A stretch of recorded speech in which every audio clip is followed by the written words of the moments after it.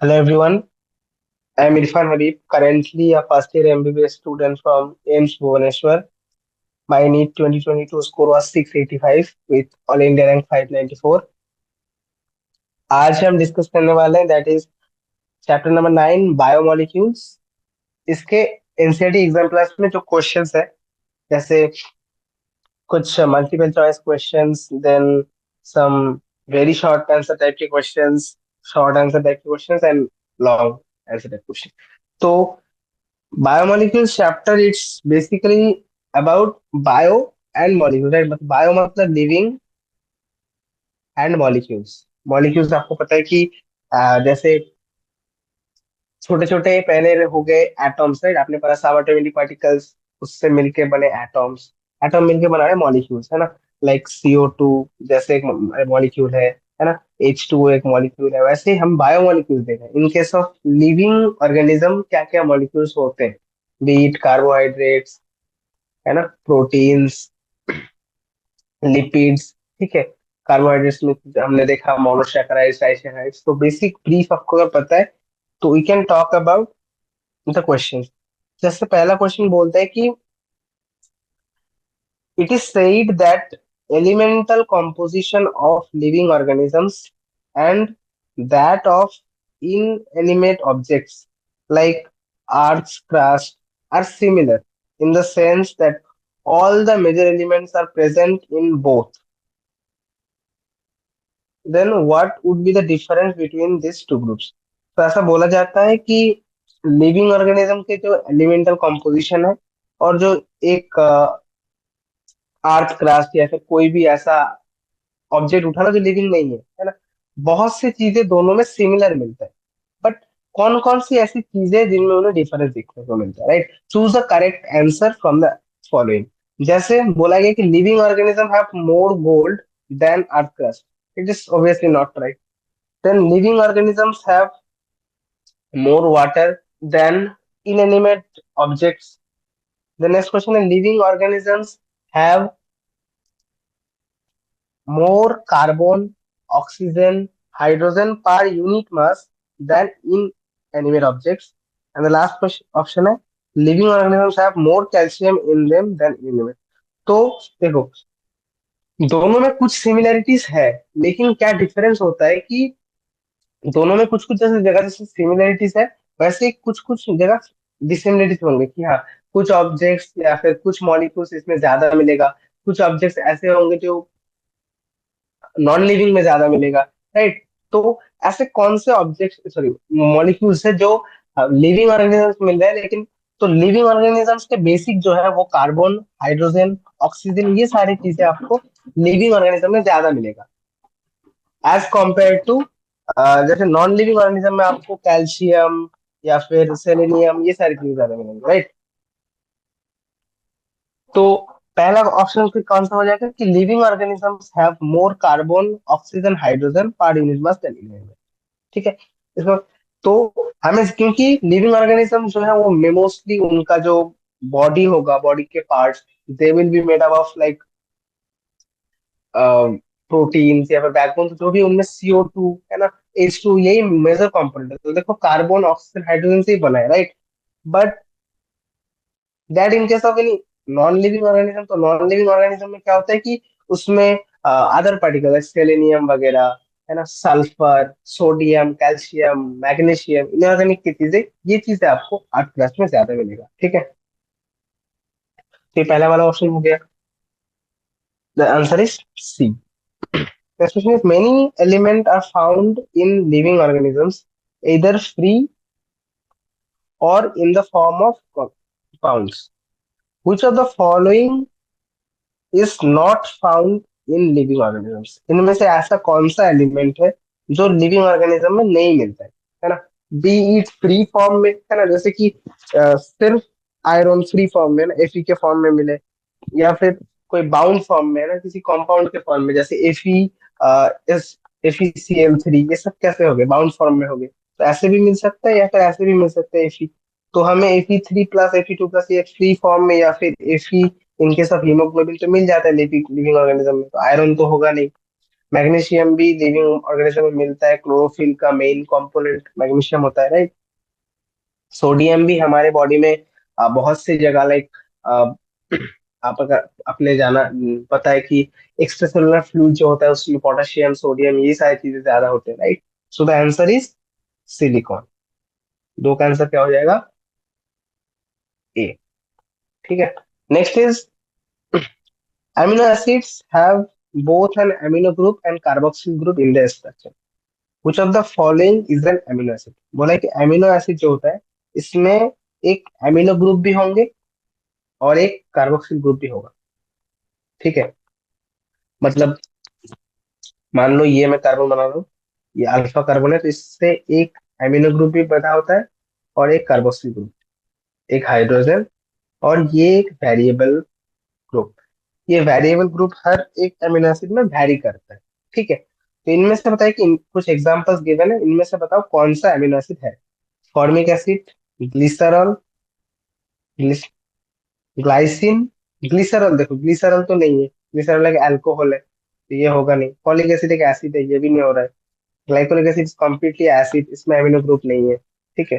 तो ये भी नहीं हो रहा, इसमें तो अमीनो ग्रुप भी नहीं है और कार्बोक्सिल ग्रुप भी नहीं है, ये भी गलत। इसमें एमिनो ग्रुप नहीं है, ये गलत। इसमें एमिनो ग्रुप नहीं है, गलत। Glycine is the correct answer. Glycine में क्या होता है, इस आर की जगह हाइड्रोजन होता है। ठीक है। तो glycine is the correct answer. इनका आंसर हो गया डी। चलो, नेक्स्ट इज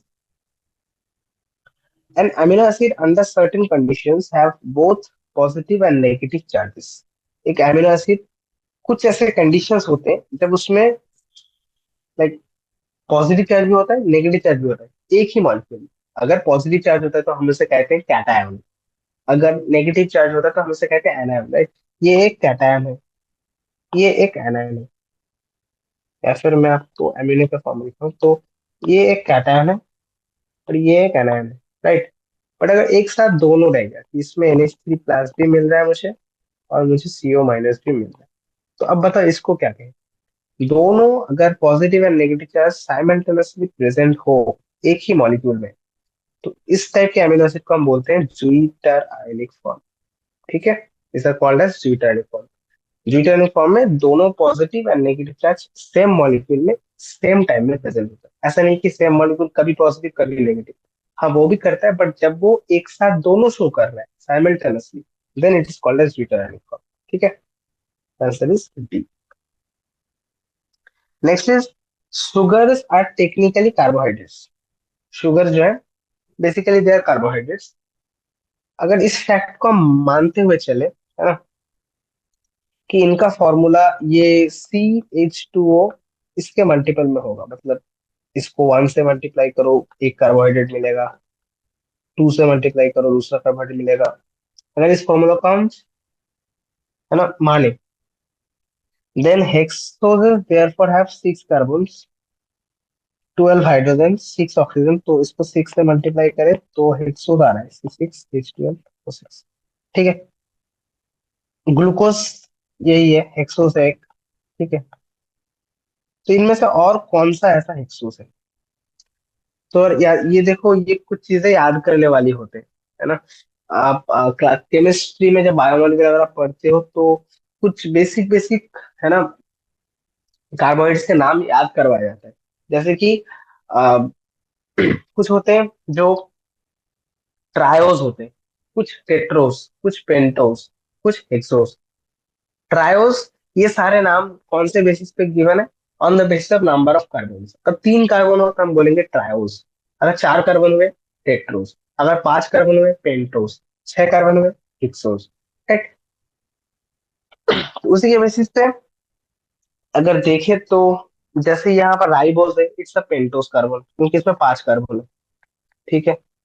राइबोलोस भी सेम, एरिथ्रोस भी सेम। तो इनमें से कौन सा ऑप्शन आ जाएगा? That is fructose. This is the 6 carbon hexose molecule. ठीक है। Answer is A. Next question is when you take cells और टिश्यू पीसेस, तो मान लो कोई सेल ले लिया एंड उसके बाद एक मोटर पेस्टल पेस्टल लेके आपने उसमें उसको ग्राइंड किया। ठीक है। ग्राइंड करने के बाद क्या किया? All the small biomolecules dissolved in the acid, proteins, polysaccharides, nucleic acids are insoluble in mineral acid. तो जो एसिड होता है, प्रोटीन्स है, पॉलीसैकेराइड, न्यूक्लिक एसिड, ये सारी चीजें क्या होते हैं? इनसॉल्युबल होते हैं मिनरल एसिड में। मिनरल एसिड मतलब जैसे HCl हो गया, है ना, H2SO4, ये सारे मिनरल एसिड्स हैं। इन मिनरल एसिड्स में ये इनसॉल्युबल है, तो ये लोग नीचे जाके प्रेसिपिटेट हो जाएंगे। और कुछ ऐसे सॉल्युबल कंपोनेंट्स, है ना, जैसे कि मान लो एमिनो एसिड्स, न्यूक्लियोसाइड्स, है ना, कुछ स्मॉल स्मॉल शुगर्स, ठीक है, ये क्या होते हैं? ये एसिड सॉल्युबल पूल में आपको मिल जाएगा, मतलब यहाँ पर एसिड में सॉल्युबल हो जाएंगे, ठीक है। तो कुछ इनसॉल्युबल जो प्रेसिपिटेट हो जाएंगे, एंड कुछ सॉल्युबल वाला पार्ट आपको यहाँ पर सॉल्युबल दिखेगा। अब इसमें अगर मैं फॉस्फेट, ये सब देखो, इतना कहानी लिखा ना, लेकिन अल्टीमेट जो क्वेश्चन है देखो, वो क्वेश्चन कंप्लीटली डिफरेंट है। ऐसे ही कंफ्यूज किया जाता है एग्जाम में भी। अल्टीमेट क्वेश्चन क्या है कि when one adds phosphate group to a nucleoside, one gets another soluble biomolecule, उसको क्या कहते हैं? इतना कुछ समझा, लेकिन उससे रिलेटेड कुछ क्वेश्चन पूछा ही नहीं। बस उससे रिलेटेड क्या लिया कि जो अल्टीमेट बायोमोलिक्यूल मिल रहा है वो एसिड सॉल्युबल है। एसिड सॉल्युबल है। अब एसिड सॉल्युबल है, और न्यूक्लियोसाइड में अगर मैं फॉस्फेट ऐड करूं, तो न्यूक्लियोसाइड में फॉस्फेट ऐड करने के बाद जो मॉलिक्यूल मिल रहा है वो भी सॉल्युबल है, ठीक है। अब देखो, न्यूक्लियोसाइड क्या होता है? न्यूक्लियोसाइड इज नथिंग बट एक राइबोस शुगर, उससे एक नाइट्रोजनस बेस जोड़ दिया, तो इसे हम कहते हैं न्यूक्लियोसाइड। अब इसी न्यूक्लियोसाइड में अगर मैं एक फॉस्फेट जोड़ दूं, तो इसे कहेंगे न्यूक्लियोटाइड, ठीक है। टाइड मतलब तीन मॉलिक्यूल, ऐसे याद कर सकते हो। टाइड मतलब तीन आ गए, ठीक है, तीनों आ गए। कौन कौन से? Ribose molecule, ribose sugar, nitrogenous base, and a phosphate, that is nucleotide. अब बहुत सारे न्यूक्लियोटाइड एक साथ जुड़ जाएंगे, तो उसे हम क्या कहेंगे? Then it will be called as nucleic acid, ठीक है। पॉलीन्यूक्लियोटाइड को हम कहते हैं न्यूक्लिक एसिड। हो गया, तो आंसर इज डी। इतना सारे कहानी देकर अल्टीमेटली देखो क्वेश्चन आपको कितना बेसिक पता है ना, स्ट्रक्चर्स के बारे में, न्यूक्लियोसाइड न्यूक्लियोटाइड के, उसी से सवाल पूछे हैं, ठीक है। Next question is, when we homogenise any tissue in an acid और acid soluble pool, it represents. मान लो हम किसी भी जब टिश्यू को, है ना, एसिड या फिर एसिड soluble पूल में जब हम होमोजेनाइज करते हैं सब कुछ को, एसिड soluble पूल में आपको जितना कुछ मिल रहा है, अगर इन सारी चीजों को मैंने होमोजेनाइज किया, मतलब एक जगह लिया, तो वो किसको रिप्रेजेंट करता है? उसमें बेसिकली आपको क्या क्या चीजें मिलेंगी? एसिड soluble पूल में आपको न्यूक्लियोसाइड मिलता है, छोटे छोटे शुगर्स वगैरह मिलते हैं, अमीनो एसिड्स मिलता है। These are basic compositions that is similar to cytoplasm. Cytoplasm के भी जो कंपोनेंट है बेसिकली इसी तरह दिखता है ना। अगर आप सेल मेम्ब्रेन देखोगे, तो उसमें तो बेसिकली आपको लिपिड्स वगैरह मिलेगा, लेकिन लिपिड तो आपको एसिड सॉल्युबल फूड में नहीं मिल रहा है, तो ये आंसर नहीं होगा। न्यूक्लियस भी नहीं है, क्योंकि प्रोटीन, लार्ज प्रोटीन वगैरह वो सब नहीं मिल रहे हैं। तो माइटोकॉन्ड्रिया के भी कंपोनेंट्स हैं, लार्ज प्रोटीन्स वगैरह वो सब, या फिर उसके मेम्ब्रेन में प्रेजेंट लिपिड, वो सब नहीं मिल रहा है। तो the component ultimately very similar और रिप्रेजेंट टू साइटोप्लाज्म। आंसर हो गया, ठीक है। Next question is, the most abundant component of living organism is। Living organism के सबसे abundant component का नाम बताओ। तो वो हो जाएगा वाटर, क्योंकि वाटर कितना मिलता है? अगर आपको याद है तो एक बॉक्स था, वाटर इज 70 to 90%, है ना। Protein, it is 10 to 15%। Nucleic acid उसके बाद होता है 5 to 7, ठीक है। हमने ऐसे याद करके प्रोटीन, प्रोटीन 10 से 15, ठीक है। न्यूक्लिक एसिड, न्यूक्लिक में देखोगे तो न्यूक्लिक में 7 है, एसिड में 5 वर्ड्स, तो 5 to 7, ठीक है। फिर आता है कार्बोहाइड्रेट्स, सी, सी कौन सा वर्ड है? ABC, तो ये हो गया 3% कार्बोहाइड्रेट। फिर आ गया लिपिड्स, आयोन्स, 3 2 1, ऐसे याद किया, ठीक है। तो आप भी ऐसे याद कर सकते हो। और कभी कभी ये पूछ लेते हैं, कभी आज जैसे मोस्ट अबंडेंट पूछ लेते, ये वाटर हो गया, ठीक है। आपसे कभी पूछेंगे वाटर का कॉम्प कितना मिलता है, ऐसे मैच द कॉलम पूछेंगे, प्रोटीन का कितना होता है, न्यूक्लिक एसिड का कितना होता है, ठीक है, शुगर का, शुगर मतलब कार्बोहाइड्रेट का कितना हो गया, न्यूक्लिक एसिड का कितना हो गया, ठीक है। Next question is, A homopolymer has only one type of building block called as monomer, repeated n number of times. अब एक heteropolymer has more than one type of monomer. Proteins of heteropolymer usually meet out. तो यहाँ पर देखो questions में basically आपको कुछ चीजें सिखाया जा रहा है कि होमोपोलिमर हम उन्हें कहेंगे जिनमें मोनोमर सेम मोनोमर मिलेगा आपको। अगर एक ही टाइप का मोनोमर है ना, तो उसे हम कहते हैं होमोपोलिमर। एग्जाम्पल देखो, बहुत सारे ग्लूकोज है ना, सेम ग्लूकोज मिलकर बनाते हैं स्टार्च, तो एक होमोपोलिमर हो गया। लेकिन मैंने आपको बताया कि अमीनो एसिड के स्ट्रक्चर सिमिलर होते हैं लेकिन एग्जैक्टली सेम नहीं होते, क्योंकि उसका जो आर ग्रुप होता है वो वेरी करते हैं, राइट। तो अगर इस आर ग्रुप के बेसिस पे देखो तो हर एक अमीनो एसिड डिफरेंट है। ग्लाइसिन से ग्लूटामिक एसिड अलग है, लाइसिन अलग है, ल्यूसिन अलग है, हर कोई अलग है, right, based on this R R group के स्ट्रक्चर के बेसिस पे। तो क्योंकि ये सब के सब अलग है, तो अगर ये लोग मिलके कोई पॉलीमर बनाते तो उसमें तो सारे के सारे मोनोमर जो हुए, हर एक अमीनो एसिड डिफरेंट है, सिमिलर तो होंगे नहीं। अब ऐसा आपको कोई भी प्रोटीन नहीं मिलेगा जिसमें सिर्फ सेम टाइम के अमीनो एसिड आपको मिल रहे हैं, डिफरेंट डिफरेंट टाइप का आपको अमीनो एसिड मिलेंगे, राइट। तो protein are always heteropolymer. Heteropolymer of what? Heteropolymer of amino acids, right. और तो अगर हेट्रोपॉलीमर है तो इसमें more than one type of monomer आपको देखने को मिलेगा, ठीक है। तो द आंसर गोस टू, अब मोर than one type of monomer, लेकिन कितने सारे? अब बताओ कितने सारे पॉसिबल अमीनो एसिड हमने बताया था आर ग्रुप के बेस पे? वो थे 20 टाइप्स के, राइट। तो टोटल 20 टाइप्स के मोनोमर मेरे पास पॉसिबल है।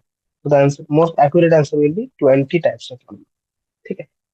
देखो सब क्वेश्चन को समझो फिर से। क्वेश्चन ने बोला है कि अगर हम होमोपॉलीमर उन्हें कहते हैं जिनमें सेम टाइप के मोनोमर मिलता है, ठीक है, बिल्डिंग ब्लॉक जो है वो मोनोमर है।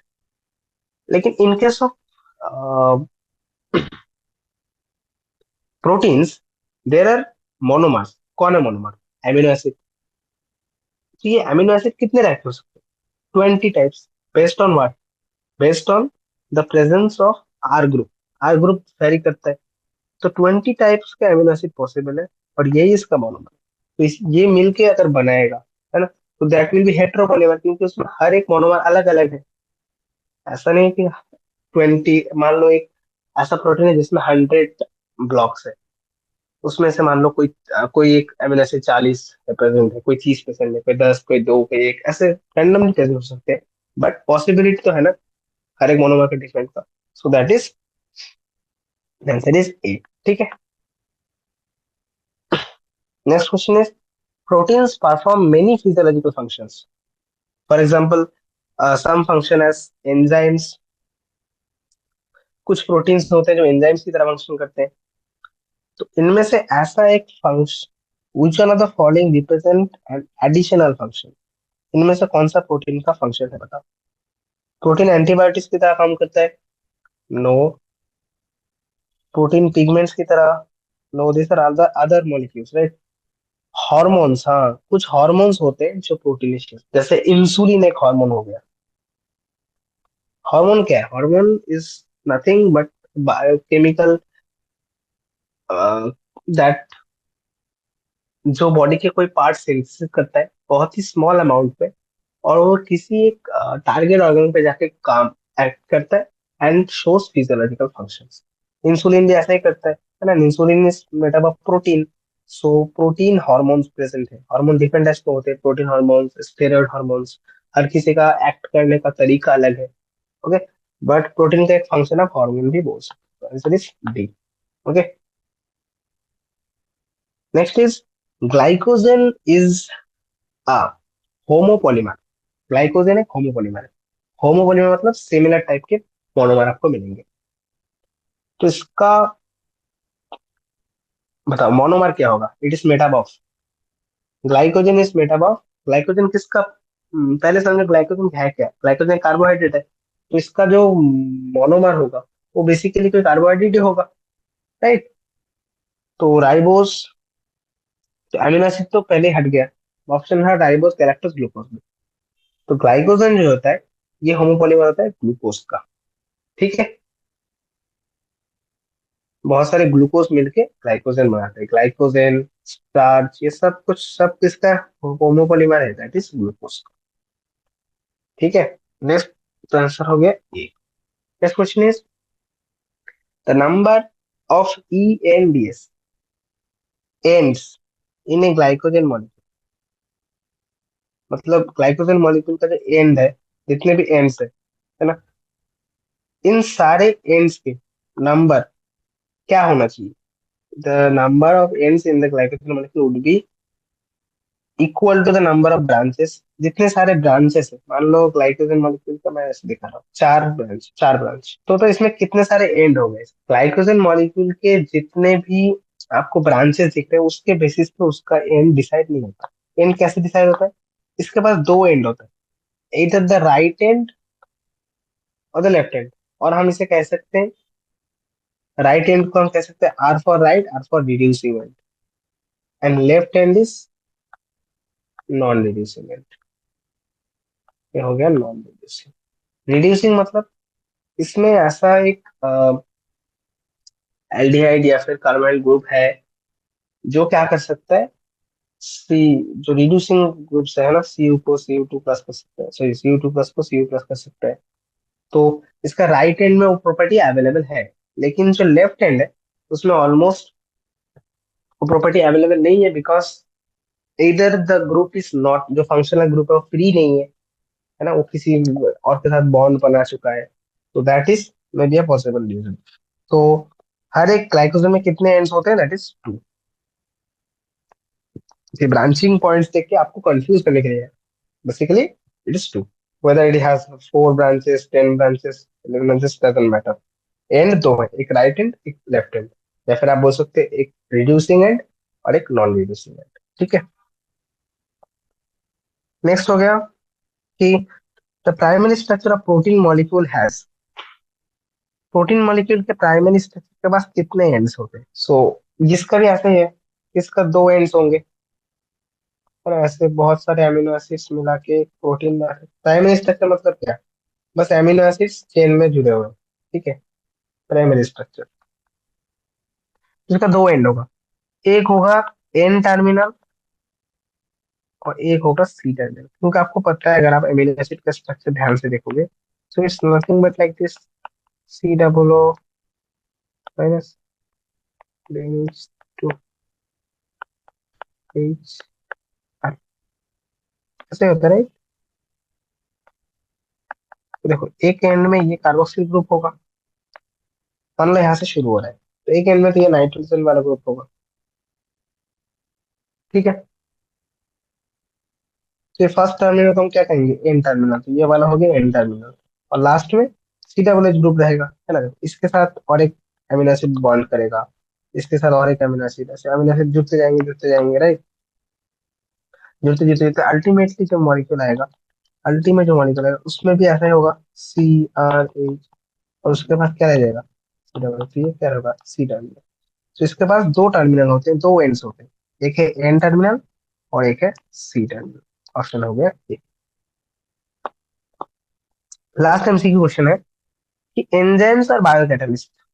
कैटालिस्ट क्या है? कैटालिस्ट वो है जो किसी भी रिएक्शन के रेट को फास्ट करता है। अब लिविंग ऑर्गेनिज्म में मिल जाए तो हम इसे कहते हैं biocatalyst, right. In general they reduce activation energy. Activation energy क्या होता है? एक्टिवेशन एनर्जी होता है किसी भी मॉलिक्यूल का जो ग्राउंड स्टेट है, उससे उसको उसकी ट्रांजिशनल स्टेट ले जाने में। Transition is the most unstable state. इतने में ले जाने में जितना एनर्जी हमें ऐड करना पड़ा, दैट इज एक्टिवेशन एनर्जी। अब इस एक्टिवेशन एनर्जी को ही एंजाइम क्या करता है? लोअर करता है। ठीक है। So many physicochemical process are enzymes mediated, which of the following reaction is not enzyme? इसमें से कौन सा ऐसा मॉलिक्यूल रिएक्शन है जो एंजाइम मीडिएट नहीं है? पहला क्वेश्चन देखो, पहला ऑप्शन देखो, dissolving of CO2 in water. CO2 water में डिसॉल्व होना, ये एक फिजिकल प्रोसेस है, ये तो बायोलॉजिकल प्रोसेस हुआ ही नहीं, तो इसमें एंजाइम एक्ट करेगा ही नहीं। This one will be the answer. बाकी क्वेश्चन में देख लो, untwining of the two strands, DNA के दो अलग स्ट्रैंड्स को तोड़ना है, इसमें ऑब्वियसली ये इसका बायोलॉजिकल प्रोसेस है, इसमें एंजाइम लगता है। हाइड्रोलिसिस ऑफ सुक्रोज, हाँ सुक्रोज को तोड़ने में आपको बॉन्ड तोड़ना है, तो obviously this is also a enzyme mediated reaction. Peptide bond के formation, obviously this is also a reaction जिसमें आपको एंजाइम की जरूरत है। आंसर कौन सा हो जाएगा? That is dissolving CO2 in water, because this is the physical process. ये कोई रिएक्शन, बायोलॉजिकल रिएक्शन है ही नहीं कि जिसमें एंजाइम चाहिए। इट्स अ फिजिकल प्रोसेस, ठीक है। क्वेश्चन हो गया ये। चलो, these are all about the MCQs. Now, next question is, medicines are either man-made or they are obtained from living organisms, है ना? जैसे कि प्लांट्स, बैक्टीरिया, एनिमल, है ना? Hence are later are called natural products. देखो, कुछ होते हैं जो मैन मेड होता है, सिंथेटिक, उन्हें हम बोलते हैं सिंथेसिस किया गया, सिंथेटिक। और कुछ होते हैं जो हमें नेचुरली मिलता है ना, किसी प्लांट के पास, किसी एनिमल के पास, किसी बैक्टीरिया के पास, तो they are called natural products. Sometime natural products are chemically altered. कभी कभी हम क्या करते हैं कि ये जो नेचुरली मिलता है हमें, वो थोड़ा टॉक्सिक होता है ना, थोड़ा अनप्रोसेस्ड होता है, तो उसे हम प्रोसेस करते हैं। कुछ टॉक्सिसिटी हुआ तो टॉक्सिसिटी रिमूव करने के लिए, है ना, साइड इफेक्ट्स को घटाने के लिए, है ना। तो ऐसे ही कुछ यहाँ पर नेचुरली प्रोडक्ट दिया गया, नेचुरल प्रोडक्ट जैसे penicillin, sulphonamide, vitamin C, growth hormone. इनसे हम जो सिंथेटिक केमिकल बना रहे हैं या फिर इसको प्रोसेस करके हम जो प्रोड्यूस करते हैं, उसका हमें एग्जाम्पल मतलब ऐसा लिखना है, ठीक है। मतलब आपको बताना है कि whether it is a natural, तो क्या बोला, write against each of the following initially obtained as a, अच्छा अच्छा, वो सॉरी, बोला गया कि whether it's a natural product, ये हमें नेचुरली किसी प्लांट या बैक्टीरिया में मिला, या फिर हमने इसको मॉडिफाई किया, या फिर हमने इसको सिंथेसिस किया, सो दैट इज सिंथेटिक। तो पेनिसिलिन हमें नेचुरली मिलता है, it's a natural product, we can write it's a natural product. Sulphonamide, ये हम प्रोड्यूस करते हैं, तो it's a synthetic molecule, synthetic chemical. Vitamin C, it's obviously vitamin है, और ये प्रोड्यूस हो सकता है ह्यूमन बॉडी या फिर बहुत सारे प्लांट्स में मिलता है, obviously it's natural product. Growth hormone भी हार्मोन है, ऑब्वियसली लिविंग ऑर्गेनिज्म में मिलता है, so it's also a natural product. Next question is very short type के आंसर यार, बस आपको जो पूछा गया वही लिख दो। Select an appropriate chemical bond among ester bond, glycosidic bond, peptide bond, hydrogen bond. इनका जो लाइक ये कौन से टाइप के बॉन्ड्स होते हैं, है ना, whether it is a glycosidic bond और whether is a peptide bond, whether is a hydrogen bond, क्या है इसमें लिखना है ना, जो इन मॉलिक्यूल में आपको देखने को मिलता है।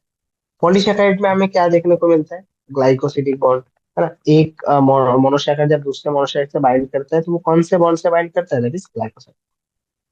एक अमीनो एसिड दूसरे अमीनो एसिड से बाइंड करता है प्रोटीन में, कौन से बॉन्ड कहते हैं उसे? That's a peptide bond. Fat, fat में आपको कौन से टाइप का बॉन्ड देखने को मिलता है? फैट में आपको देखने को मिलता है सी, ऐसे बॉन्ड देखने को मिलता है ना, सी एक अल्कोहल के साथ एक एसिड का बॉन्ड होता है, OH, जिसमें से पानी निकल जाता है, राइट, एंड बनता है COH, ऐसे बॉन्ड। इस टाइप के बॉन्ड्स को हम कहते हैं स्टार बॉन्ड। आप जब केमिस्ट्री पढ़ोगे ये सारे बॉन्ड्स के नाम ऑटोमेटिकली याद हो जाएगा, क्यों इसे स्टार बॉन्ड कहते हैं, है ना। बायो में ये सब चीजें इतना जल्दी होता नहीं है। वाटर, वाटर में कौन सा बॉन्ड आपको देखने को मिलता है? H और OH। सो दिस इज, ये बॉन्ड जो है ना, ये वाला हाइड्रोजन बॉन्ड नहीं है, समझो, ये वाला केमिकल बॉन्ड ही है, H OH। बट एक वाटर मॉलिक्यूल जब दूसरे एक, है ना, हाइड्रोजन मॉलिक्यूल के साथ, ये देखो इन दोनों के बीच में ये जो अट्रैक्शन है, एक वाटर मॉलिक्यूल के दूसरे वाटर मॉलिक्यूल के लिए, वो वाला है क्या? हाइड्रोजन बॉन्ड, ठीक है। तो कंफ्यूज मत होना, H OH ये वाला बॉन्ड हाइड्रोजन बॉन्ड नहीं है। ये जो आपको दिख रहा है ना, ये एक वाटर मॉलिक्यूल के साथ दूसरे वाटर मॉलिक्यूल, ये जो बॉन्ड से जुड़ा है, अटैच होता है, इसे हम कहते हैं हाइड्रोजन बॉन्ड, ठीक है। चलो हो गया ये वाला। Next question is, right the name of any amino acid. कोई एक अमीनो एसिड का नाम बताओ, सबसे सिंपल वाला ही बता देते हैं, दैट इज ग्लाइसिन। एक शुगर मतलब कार्बोहाइड्रेट, कौन होता है शुगर? राइबोस एक शुगर है, लिख दिया। एक न्यूक्लियोटाइड का नाम बताओ। न्यूक्लियोटाइड मतलब इसमें राइबोस भी होगा, फॉस्फेट ग्रुप भी होगा, नाइट्रोजन बेस भी होगा, राइट? ऐसा एग्जांपल तो हम लेते हैं कि जिसमें नाइट्रोजनस बेस साइटोसिन है और राइबोस शुगर है, तो उसे हम क्या कहेंगे? Cytidylic acid. ये हो गया न्यूक्लियोटाइड। ठीक है। फैटी एसिड का नाम बताओ एक। फैटी एसिड बहुत से पॉसिबल है, कोई भी लिख दो। मोस्ट कॉमन लिख देता हूँ, एराक्टिनिक एसिड। एराक्टोनिक एसिड, इसमें क्या होता है? इसमें एक ग्लिसरॉल होता है, तो उसमें 20 कार्बन का फैटी एसिड होता है। ठीक है, ये हो गया एराक्टिनिक एसिड। चलो, हो गया डालो। अब बोला है कि रिएक्शन गिवन बिलो, इसमें एक ए रिड्यूस्ड और ए डैश ऑक्सीडाइज्ड। अब इन ये रिएक्शन कैटलाइज हो रहा है ऑक्सीडो रिडक्टेस के प्रेजेंस में। यहाँ पर ऑक्सीडो रिडक्टेस मतलब इसमें क्या होगा? किसी एक मॉलिक्यूल का ऑक्सीडेशन होगा और किसी एक का रिडक्शन होगा। तो ये वाला रिड्यूस्ड है तो इसका ऑक्सीडेशन होगा, तो क्या बनेगा? ए ऑक्सीडाइज। और ए डैश का क्या होगा? रिडक्शन होगा, तो ए डैश बन जाएगा रिड्यूस।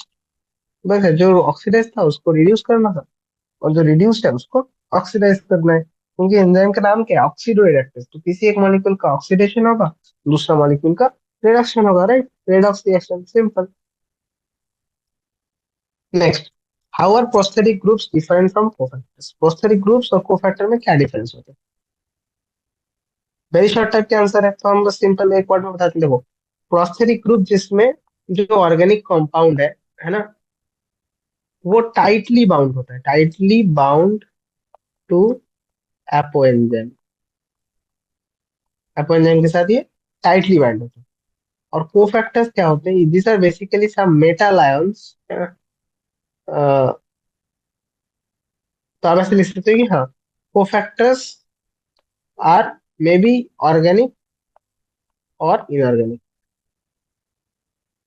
और ये इतने भी टाइटली अटैच नहीं होते। ठीक है, लेकिन वहीं पे पोस्टेरिक ग्रुप ये हमेशा ऑर्गेनिक कंपाउंड्स होंगे और ये टाइटली अटैच होंगे।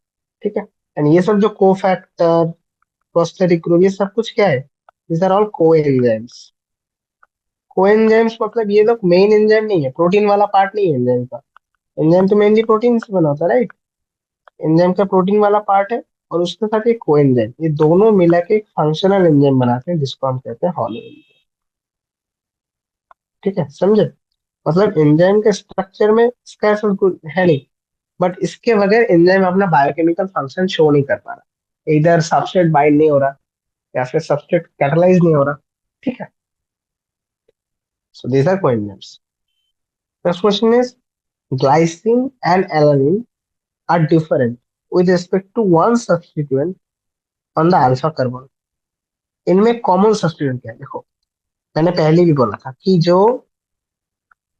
एमिनो एसिड होता है, इसके अल्फा कार्बन में आपको सिमिलरिटीज दिखेंगे। एक कार्बोक्सिल ग्रुप कॉमन होगा, एक हाइड्रोक्सिल ग्रुप कॉमन होगा, हाइड्रोजन कॉमन होगा, एक एमिनो ग्रुप कॉमन होगा, और ये जो आर ग्रुप है ये वेरी करता है। ग्लाइसिन में ये होता है hydrogen in case of glycine,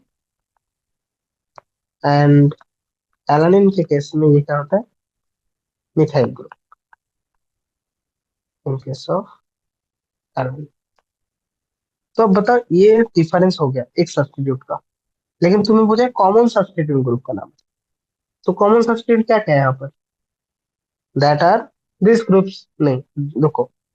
बोला कि ग्लाइसिन और एलानिन में एक डिफरेंस है, जैसे हाइड्रोजन और इसमें।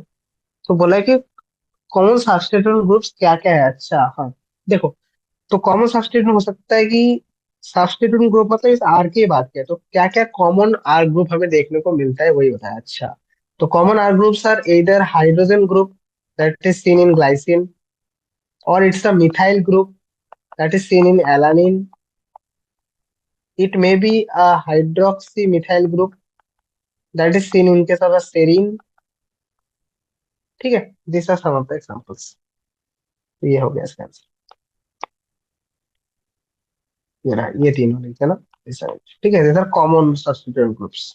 सबस्टिट्यूएंट ग्रुप मतलब आर आर कॉमनली कौन सा आर में देखने को मिलता है, यही सब। ठीक है, स्टार्च, सेलुलोज, ग्लाइकोजेन, काइटिन, ये सब पॉलीसैकेराइड्स है, राइट। तो इनमें से अप्रोप्रिएट, तो इनमें से कौन सा स्टार्च है, कौन सा सेलुलोज है, कौन सा ग्लाइकोजन, आपको बताना है। कॉटन फाइबर, कॉटन कहाँ मिलता है, प्लांट में। और प्लांट में जो उसका फाइबर टाइप का मॉलिक्यूल है वो किससे बना होता है, that is made up of cellulose. Exoskeleton of cockroach, cockroach का एक्सोस्केलेटन मतलब आर्थ्रोपोड्स, आर्थ्रोपोड्स का एक्सोस्केलेटन से बना होता है, काइटिन से, राइट। लीवर, लीवर का स्टोर फॉर्म क्या होगा, एनिमल में क्या स्टोर होता है, फूड, दैट इज ग्लाइकोजन, आपने पढ़ा भी होगा। ग्लूकोज ग्लाइकोजन में कन्वर्ट होता है लीवर में जाके, है ना। और पोटैटो में क्या होता है, प्लांट का स्टोरेज फॉर्म, वो कौन सा है, दैट इज स्टार्च। तो ये हो गए आंसर्स। ठीक है, next question is short answer देखिए, क्वेश्चन देखो, शॉर्ट में थोड़ा हमें एलाबोरेट करके डिस्कशन करना होगा, ठीक है। देखो ये क्वेश्चन देखो, क्वेश्चन में पूछा गया है कि enzymes are protein, enzymes mainly they are protein obviously, है ना। लेकिन कुछ कुछ होते हैं जो प्रोटीन्स नहीं होते, जैसे राइबोजाइम हो गया, है, उन्हें हम राइबोजाइम कहते हैं, जो न्यूक्लिक एसिड होते हैं। जैसे एग्जांपल है आरएनएस, ठीक है, आरएनएस ये प्रोटीन नहीं होते, आरएनएस याद रखना है, ठीक है। So, proteins are long chains of amino acids linked to each other by peptide bond. Amino acids have many functional groups in their structure. Functional groups are many of them at least ionizable. उनमें से ionizable भी होते हैं, जैसे वो अगर carboxyl group हो गया तो कार्बोक्सिल ग्रुप, या फिर एमिनो ग्रुप हो गया तो एमिनो ग्रुप, है ना। ठीक है, as they are weak acids or weak bases in chemical nature, this ionization is influenced by pH. For many enzymes, activity is influenced by surrounding pH. This is depicted in the curve below. अब इसको explain करना है आपको, ठीक है। ध्यान से देखो, इस पेज में आपको दिख रहा है कि एंजाइम की एक्टिविटी एक पर्टिकुलर पेज में सबसे ज्यादा मिल रहा है, तो इस पेज को हम कहते हैं ऑप्टिमम पेज, है ना। और इसके अगर तुम इधर देखो, इससे कम पेज में भी एंजाइम की एक्टिविटी कम है, और ज्यादा पेज में भी एंजाइम की एक्टिविटी कम है। तो ऐसा क्यों है, देखो, क्योंकि अमीनो एसिड्स, देखो अब जो, मान लो ये एक एंजाइम है, ठीक है, मैं आपको एंजाइम का ऐसे ही बता रहा हूँ, ये स्कीमेटिक डायग्राम, मान लो एक एंजाइम ऐसा है, ये रहा इसका एक्टिव साइट। तो इस बेसिकली इस एक्टिव साइट में क्या होता है ना, एमिनो एसिड्स होते हैं। In this amino acids are rich in H+, H+, sorry, this are rich in charge, मतलब जो, अब अगर आप ध्यान जब फर्दर स्टडीज करोगे तो आप देखोगे कि एक्टिव साइट में ना दे कैटालाइज यूजिंग सम चार्ज, है ना, इसमें पॉजिटिव आयंस होंगे, कुछ नेगेटिव, ऐसे चार्ज आयंस होते हैं एक्टिव साइट में, जिसके वजह से ये लोग क्या करते हैं, कैटालिसिस करते हैं इस चार्ज के वजह से। अब तुमने अगर पीएच चेंज किया, if you change pH that means you are changing H+ concentration, मतलब तुम इस चार्ज को यहाँ पर क्या कर रहे हो, इंटरफेयर कर रहे हो, राइट। तो variation in the pH can cause variation और change in the charge of pH, change in charge of amino acids that are present in the active site of active site of enzymes. So that's why enzymatic activity vary in changing pH, changing pH from optimal pH, है ना। तो ये आप लिख सकते हो ऐसे example के तौर में, आपको बताऊं, जैसे पेप्सिन एंजाइम 1.5 के पीएच में ऑप्टिमम काम करता है, पैनक्रियाटिक एंजाइम वगैरह 7.4, है ना। This are some examples, okay. ये वाला हो गया। तो समझ में आया ना कि क्यों होता है, क्योंकि एंजाइम का जो एक्टिव साइड है, एंजाइम का जो एक्टिव साइड है वो चार्ज रहता है, उसके जो अमीनो एसिड प्रेजेंस होते हैं दे कंटेन चार्ज। अब अगर उनमें चार्ज होगा, है ना, दे आर, लिखा ही है कि दे आर वीक एसिड्स और weak bases, so they have charge. अब तुम पीएच चेंज करोगे तो पीएच चेंज होगा तो उसके चार्ज चेंजेस होंगे, चार्जेस चेंज होंगे, उसमें रिपल्शन, अट्रैक्शन, बहुत चीजें होंगे, राइट, बहुत से केमिकल रिएक्शन, मतलब केमिकल चीजें देखने को मिलेगा। Chemical processes, right. सो उसके वजह से एंजाइम की एक्टिविटी में फर्क पड़ता है, and that causes enzymatic activity decrease in enzymatic activity. अब एक ऑप्टिमल पीएच जो होता है उसमें क्या होता है, सारे चार्जेस जो पॉसिबल, मैक्सिमम पॉसिबल, है ना, गुड कॉन्फ़िगरेशन में होता है, that's why they show the maximum activity in the optimal pH. Is it clear? Now the next question is rubber a primary metabolite or a secondary metabolite? इसके बारे में चार sentence आपको लिखना है। ठीक है, चार सेंटेंस लिखते हैं। तो प्राइमरी मेटाबोलाइट है जो हमें प्लांट में ना, जो उनके मेटाबॉलिज्म में डायरेक्टली इन्वॉल्व होते हैं, जैसे प्रोटीन हो गया, है ना, कार्बोहाइड्रेट्स हो गए, लिपिड हो गए, दे प्राइमरी मेटाबोलाइट्स। बट कुछ ऐसे मेटाबोलाइट्स होते हैं जो एंजाइम प्लांट के डायरेक्टली मेटाबॉलिज्म में यूज नहीं हो रहे, बट वो सब प्रोडक्ट्स हमारे लिए, लाइक बीट कोई पिगमेंट हो गया, रबर वगैरह हो गया, ये सब चीजें हमारे बेनिफिशियरी के हेल्प है, हमें हेल्प करता है, एज वेल एज प्लांट के खुद के भी कुछ अदर प्रोसेस के लिए वो हेल्पफुल है, बेसिक लाइफ के लिए नहीं, कुछ अदर की उसको अट्रैक्ट करना है, बाकी पॉलिनेटर्स को, है ना, उसके लिए उसको कलर चाहिए, तो दैट्स व्हाई पिगमेंट्स, है ना, ये सब चीजें अवेलेबल है वहां पर। तो दीज आर सेकेंडरी मेटाबोलाइट। तो आंसर में अगर हम लिखें तो आंसर क्या होगा कि rubber is, it's a secondary metabolite because it has, क्योंकि इसका कोई डायरेक्ट मेटाबॉलिक फंक्शन है नहीं, it has unknown function in plant physiology. ठीक है, ये हो गया कुछ दो वर्ड, तो ऐसे ही हो गया। और दो वर्ड, दो सेंटेंस लिखो इसके बारे में। तो आप ऐसे लिख सकते हो कि rubber, they are obtained from plant. कैसे मिलता है हमें ये? They we got this as exude, right, हमें एक्सुड के फॉर्म में मिलता है। और ये रबर क्या होता है, स्टिकी होता है। Then rubber is used for, इसको हम कहाँ से यूज करते हैं, यूज फॉर इरेजर, या फिर बहुत से टायर वगैरह की सिंथेसिसिंग में, है ना, हम इन्हें यूज करते हैं। तो this are some of the uses of rubber. Rubber के बारे में हो गया। Next is schematically represent primary, secondary और tertiary structure of a hypothetical polymer. जैसे प्रोटीन की अगर मैं बात करूं तो इसका प्राइमरी, सेकेंडरी, टर्शियरी स्ट्रक्चर के बारे में बताओ। तो इसके लिए हम क्या कर सकते हैं ना कि बेसिकली देखो, प्रोटीन्स के तीन स्ट्रक्चर होते हैं, यहाँ पर बताया भी गया है। सो protein has three structures, right, इधर it is primary, secondary, tertiary and quaternary भी हम डिस्कस करते हैं। बट हमें यहाँ पर पूछा बस तीन हो गया है, प्राइमरी, सेकेंडरी, टर्शियरी, बताओ। तो अगर मैं प्राइमरी स्ट्रक्चर के बारे में बात करूं आपसे, प्राइमरी स्ट्रक्चर, तो प्राइमरी स्ट्रक्चर में क्या देखने को मिलेगा? Primary structure is nothing but it's a just, जो अमीनो एसिड्स है वो ऐसे पेप्टाइड बॉन्ड से जुड़े हुए, it's basically show the arrangement of amino acid, है ना। एनी चेंज, कोई अगर तुम अमीनो एसिड में चेंज करते हो तो प्राइमरी स्ट्रक्चर में चेंजेस, और प्राइमरी स्ट्रक्चर हमेशा इंटैक्ट रहता है ना। तुम अगर टेम्परेचर वगैरह चेंज करते हो, पीएच चेंज करते हो, तो other like secondary and tertiary structure disturb होते हैं, but primary structure is always intact. ठीक है, सेकेंडरी स्ट्रक्चर के बारे में बात करें तो सेकेंडरी स्ट्रक्चर में क्या होता है, इसमें कुछ additional structures other than peptide bond, हमें पेप्टाइड बॉन्ड के साथ साथ इसमें हाइड्रोजन बॉन्ड्स, हाइड्रोफोबिक रिएक्शंस, है ना, नॉन कोवेलेंट बॉन्ड्स हमें देखने को मिलता है, देन आयोनिक इंटरेक्शंस, ये सब देखने को मिलता है। दो फॉर्म होते हैं इसके, alpha helix and beta pleated sheet. Alpha helix में क्या होता है कि इसमें ऐसे हेलिक्स के फॉर्मेट में, और दो हेलिक्स के बीच में, है ना, एडजेसेंट जो मॉलिक्यूल है, जो ब्रांच मॉलिक्यूल है, उनमें हमें हाइड्रोजन बॉन्ड देखने को मिलता है।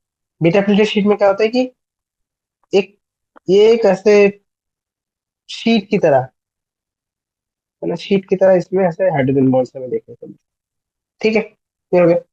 और टॉकिंग अबाउट टर्शियरी स्ट्रक्चर, तो टर्शियरी स्ट्रक्चर है ना प्रोटीन का सबसे एक्टिव फॉर्म आप बता सकते हो। ये सारे प्रोटीन इस फॉर्म में एक्टिव होते हैं, बीट एंजाइम वगैरह सब कुछ। तो इसमें क्या है कि सिर्फ हाइड्रोजन बॉन्ड नहीं, इसके साथ साथ कुछ अदर बॉन्ड्स भी देखने को मिलता है ना। इसमें फर्दर 3D फोल्डिंग हमें देखने को मिलता है। ठीक है, ये हो गया तीन स्टेप्स के बारे में बेसिक डिस्कशन।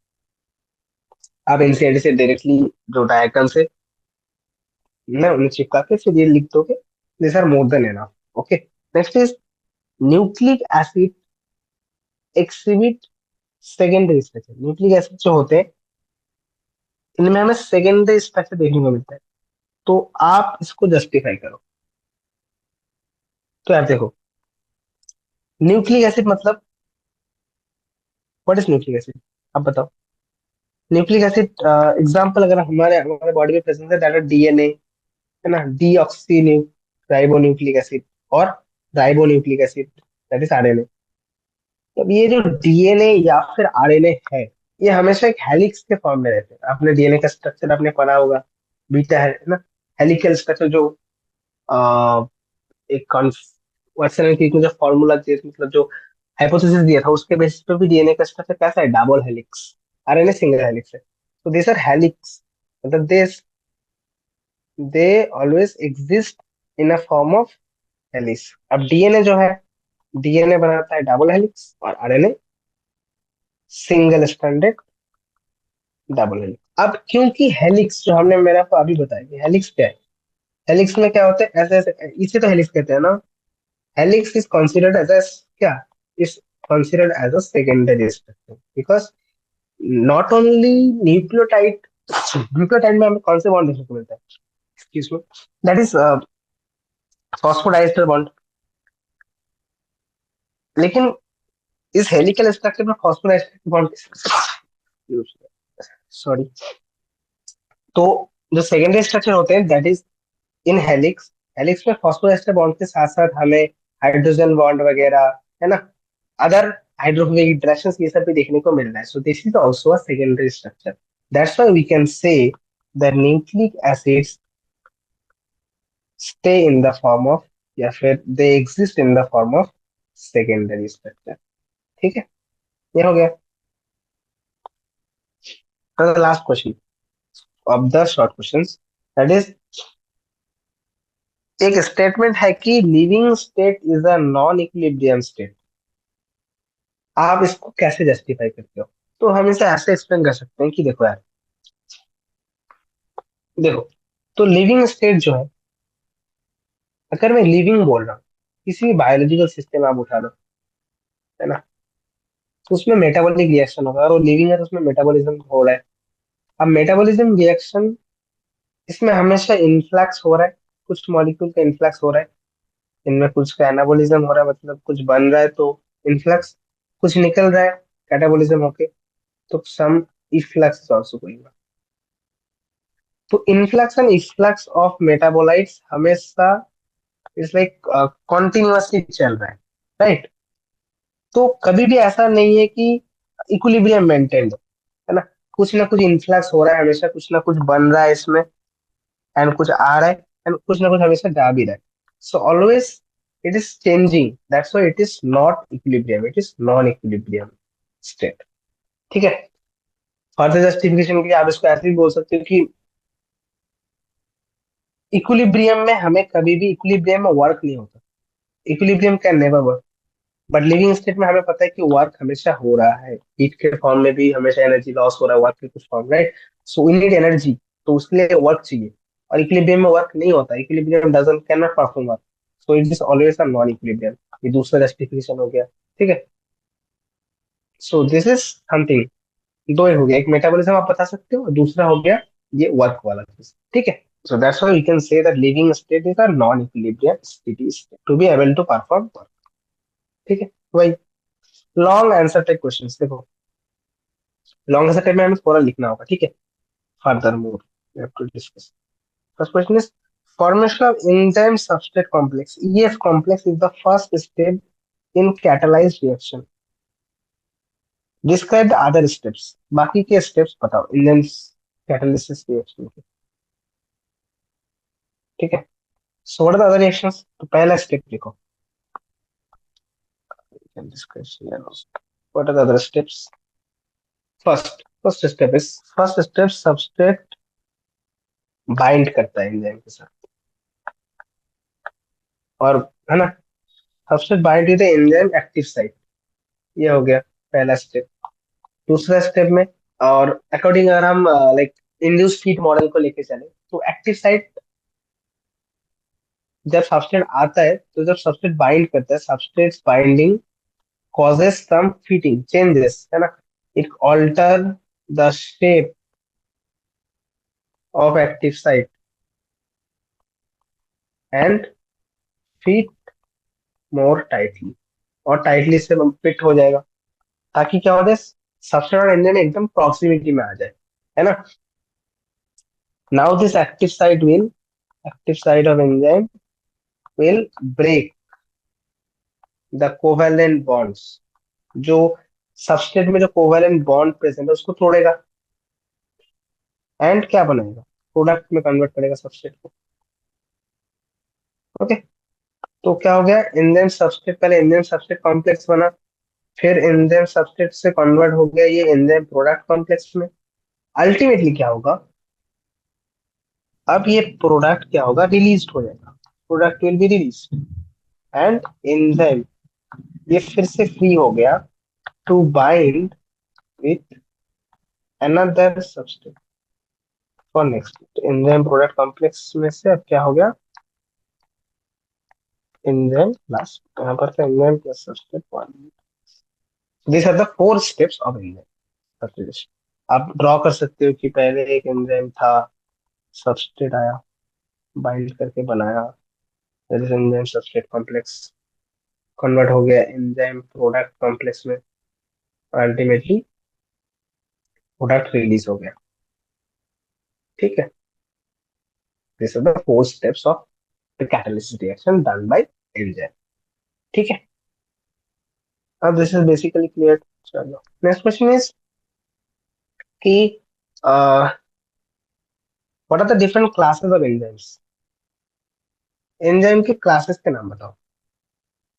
तो talking about this, enzyme contains बहुत सारे क्लासेस है, बट मैं बेसिकली आपको जो इम्पोर्टेंट है वही बता रहा हूँ। ठीक है, these are ऑक्सीडोरिडक्टेस, ट्रांसफरेज, ऑक्सीडेशन में जो ऑक्सीडेशन रिएक्शन में इसमें हेल्प कर रहा है, ट्रांसफरेज जो कुछ कोई मॉलिक्यूल का एक मॉलिक्यूल से दूसरे मॉलिक्यूल में ट्रांसफर करवाए। ठीक है, there is हाइड्रोलेस, जिसमें पानी का मॉलिक्यूल का, है ना, removal of water, that is hydrolase. या फिर हम ऐसे बोल सकते हैं कि वाटर के मदद से, है ना, कोई बॉन्ड को तोड़ना, सीसी बॉन्ड इसको वाटर के मदद से आपको तोड़ना है, सीएन बॉन्ड आपको तोड़ना है, ये सब हाइड्रोलेस हो गए। लाइसेस कुछ हो गए, आइसोमरेस वगैरह, जिसमें एक ही मॉलिक्यूल दोनों आइसोमर में बदलते हैं, है ना। एंड देयर इज लाइगेस, जो लाइगेशन में हेल्प करता है, दो मॉलिक्यूल्स को अटैचमेंट में हेल्प करते हैं, राइट, द लाइगेस। ओके, अब दो एग्जांपल भी बताने को होता है, तो हम दो एक्सप्लेन कर सकते हैं। एक हो गया ऑक्सीडेटिव, जो एक बार हम ऑलरेडी डिस्कस कर चुके हैं। इसमें एक ए ऑक्सीडाइज और ए डैश रिड्यूस है, ऑक्सीडेशन इंजन काम करेगा, इसका ऑक्सीडेशन, इसका रिडक्शन हो जाएगा, इसका ऑक्सीडेशन, तो ये बन गया ए रिड्यूस्ड प्लस ए डैश ऑक्सीडाइज्ड। ठीक है, दूसरा हम ले सकते हैं हाइड्रोलेस। इसमें क्या होगा, किसी मॉलिक्यूल का हाइड्रोलिसिस होगा, मतलब वाटर के मदद से हम उसको बॉन्ड, उसके बॉन्ड्स को तोड़ेंगे, राइट। तो सुक्रोज है, सुक्रोज को हाइड्रोलिस के प्रेजेंस में हम अगर तोड़े, तो इसमें ग्लूकोज प्लस ग्लूकोज ये पर। ठीक है, आप पेप्टाइड बॉन्ड को ऐसे तोड़ सकते हो, दो अलग अलग एमिनो एसिड्स में टूट जाए, ऐसे ही दिस आर कॉल्ड हाइड्रोलिसिस। ठीक है, this are some of the classes of enzymes and we have discussed two type of them. ठीक है, next is nucleic acids exhibit secondary structure, मैंने ऑलरेडी डिस्कस किया आपके साथ, है ना, अभी बताया ना हेलिकल स्ट्रक्चर के बारे में। अब बताइए कि वाटसन एंड क्रिक मॉडल क्या है, उसको डिस्क्राइब करो। चलो ये बताओ। तो वाटसन एंड क्रिक बताता है कि DNA exist as a double helix, DNA double helix के फॉर्मेट में एग्जिस्ट करता है, पहला हो गया ये। दूसरा होगा कि जो इसका बैकबोन है वो शुगर फॉस्फेट से बनता है। ठीक है। और जो नाइट्रोजन बेस है ना, वो इनर साइड में प्रेजेंट है, like this are the nitrogen bases, तो इनर साइड में प्रेजेंट है।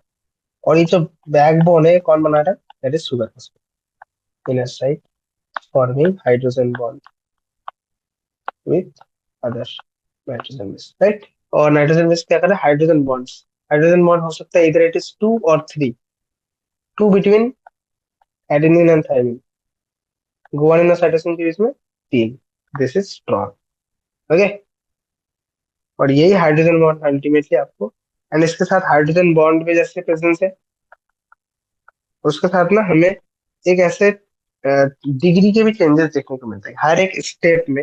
ये एक नाइट्रोजन बेस दूसरे बेस, इन हर एक स्टेप में हमें कुछ चेंजेस इन द डिग्री भी देखने को मिलता है, इन डिग्री के भी चेंजेस देखने को मिलते हैं। ये भी फर्दर स्टेबिलिटी में हेल्प कर। तो this are all about Watson and Crick model. ठीक है, हो गया। What are the difference between nucleotide and a nucleoside?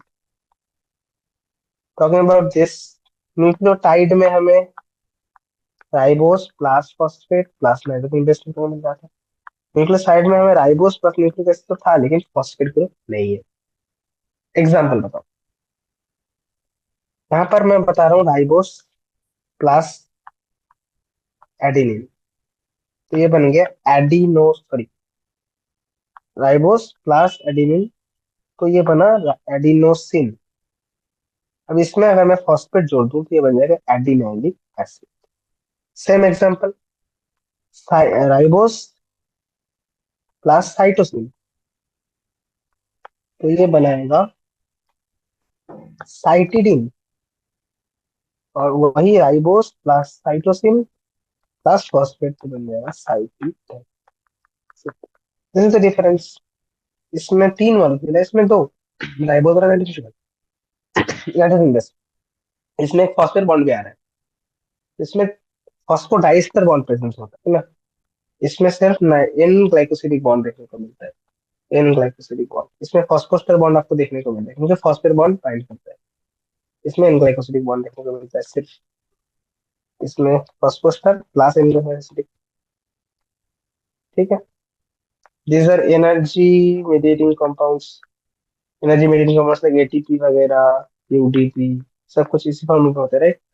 इसका ऐसा कोई फंक्शन है नहीं। तो this are the some of the differences you can talk.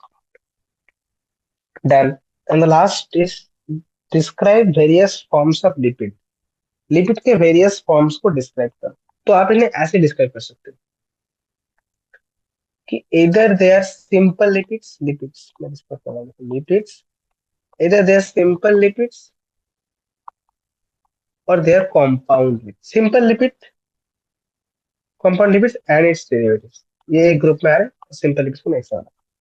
Simple lipids कौन कौन से हैं? जो स्तर ऑफ, जो बस बेसिकली फैट का स्तर है, स्तर ऑफ फैट। एग्जाम्पल में आप बता सकते हो ट्राइग्लिसराइड, ट्राइग्लिसरॉल, ओआक्स वगैरह, ये सब फैट, ये हो गया सिंपल। कंपाउंड लिपिड कौन होंगे? जिसमें एक एडिशनल ग्रुप भी होगा, इसमें एक एडिशनल ग्रुप होगा, additional group other other than alcohol and fatty acid. Fatty acid और अल्कोहल के बीच में आपको और ग्रुप देखने को मिलता है ना। ऐसे एक एग्जाम्पल के तौर में आप बता सकते हो फॉस्फोलिपिड्स, इसमें एडिशनल ग्रुप क्या है, फॉस्फो। ग्लाइकोलिपिड्स, एडिशनल ग्रुप के फॉर्म में आपको क्या मिल रहा है, कार्बोहाइड्रेट ग्रुप। ठीक है। और उसी के साथ लॉन्ग चेन ऑफ हाइड्रोकार्बन भी हो सकता है, ये हो जाएगा कंपाउंड लिपिड का डेरिवेटिव्स हो गया। एग्जांपल कोलेस्टेरॉल, है ना, स्टेरॉइड्स वगैरह, ये हो गए लिपिड्स और उसके साथ। So this was all about this chapter, है ना। एग्जांपल के क्वेश्चन देखो, बेसिकली इसमें कुछ भी नहीं, अगर आपको थ्योरी बेसिकली आता है ना, थ्योरी बेसिक थ्योरीज आता है, तो लिपिड के मैंने जैसे बेसिक ही बताया, simple lipid, compound lipid, nucleotide, nucleotide में क्या क्या डिफरेंस आप खुद से बता सकते हो, है ना। एंड ऐसे टाइप क्वेश्चन आने के चांसेस आपके बोर्ड्स में ज्यादा है ना। और आपको कैसे क्वेश्चंस नीट वगैरह में मिलेगा उसका बेसिक आइडिया तो आपको एमसीक्यू से पता चल ही गया है, ठीक है। एमसीक्यू में आपको बहुत तरीके से आप कंफ्यूज करने की कोशिश करेंगे, बट अल्टीमेटली आपको क्वेश्चन पे फोकस करना है, क्वेश्चन क्या पूछ रहा है मुझसे, है ना। एंड जब आप क्वेश्चन करने के बाद थ्योरी को रीड करते हो तो पता भी चलता है कि यार कौन से पार्ट को रीड करना है, कौन से पार्ट ऐसे हैं जो मुझे स्किप करना है ना। So that's all about this chapter. पढ़ाई करते रहो। Thank you for attending session. पढ़ाई करते रहे। All the best.